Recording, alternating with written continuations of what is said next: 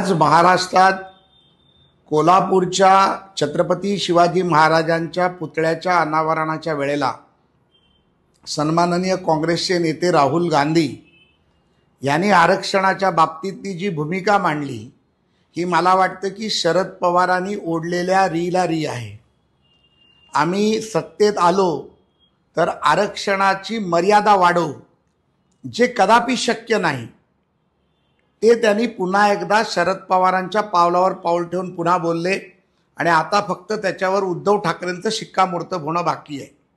याचा अर्थ महाविकास आघाडीला मराठा समाजाला ओबीसी मधून आरक्षण द्यायचं नाहीये, किंबहुना मराठा समाजाला वैयक्तिक देखील आरक्षण द्यायचं नाहीये, ही भूमिका स्पष्ट होते। त्यामुळे महाविकास आघाडीने राहुल गांधीजींच्या ह्या विधानानंतर, शरद पवारांच्या विधानानंतर स्पष्टपणे पत्रकार परिषद घेऊन आमचा मनोज जरांगे पाटलांच्या आरक्षणाला विरोध आहे हे जाहीर केलं पाहिजे।